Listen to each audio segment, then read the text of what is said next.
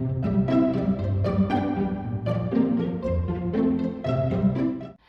guys, and welcome to another JH Law video. Today we are delving into the popular topic of whether one should buy the business or its shares.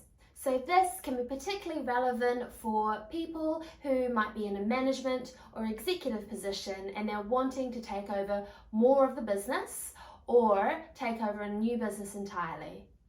Before we delve into 3 questions that can help us decide, is it the shares or is it the business, let's have a quick look at what is a share sale and what is a business sale.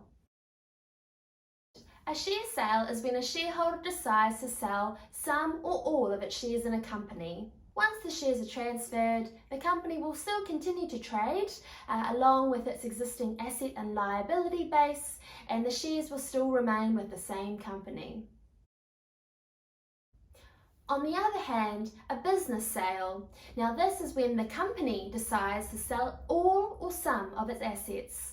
So assets in the form of tangible, so your machine, equipment, and stock and trade, as well as your intangible assets such as intellectual property, trademarks, patents, that sort of thing. So once business assets are transferred, the new owner will take over. They may carry on the same trading name. Various contracts with suppliers and employees will now be under a new legal entity. So now that we've touched on a share sale versus a business sale, let's dive into 3 questions that we can ask to help us decide which one is more appropriate. Number 1.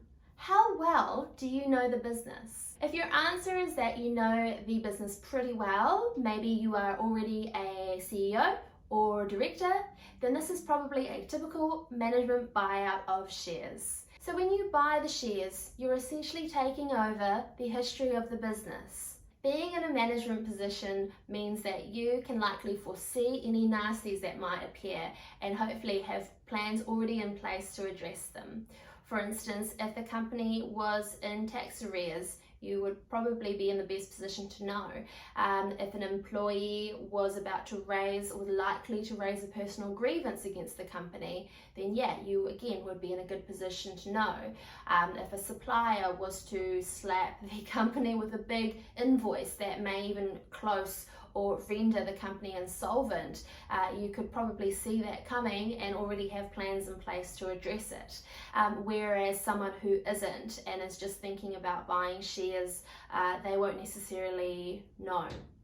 And of course there are warranties and indemnities that can be exchanged across parties who are transferring shares, but it's just good to note on a more practical level that there are costs, time on your half to chase and enforce. So taking into account some of the risks that can come with buying shares, one may decide that actually I think I prefer to buy the business assets and start with a clean slate.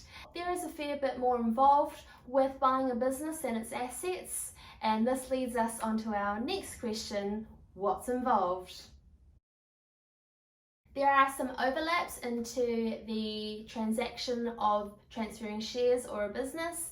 For instance, both will likely require due diligence. The amount of time one may need for due diligence or looking into the company can vary. One can undergo due diligence before entering agreement, but still subject to perhaps a non-disclosure or a confidentiality agreement. You can also make your purchase agreement conditional upon due diligence and use it as grounds to cancel the agreement if it doesn't quite work out. Second, a common step required for either shares or business is financing, and it depends on what source of funds you plan on using to purchase the shares or business. You can be prepared to engage with a broker or bank managers, prepare term sheets, meet lending conditions, engage the advice of your lawyers, tax advisors and accountants, and also consents. This can vary depending if it's shares or business that you're transferring.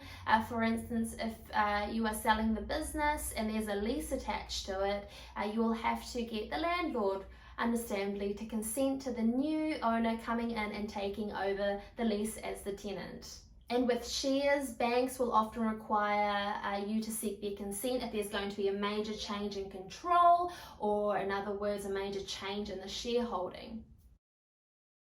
And the third question to ask is, what is the business's tax situation like? So with the business, each of the assets are taxed differently depending on their type. This arrangement of purchase price allocation is a whole nother kettle of fish, which we won't go into in today's video, but feel free to check out more information on the Inland Revenue's website. So shares, the tax result from the actual transfer of shares or the buying and selling is pretty straightforward.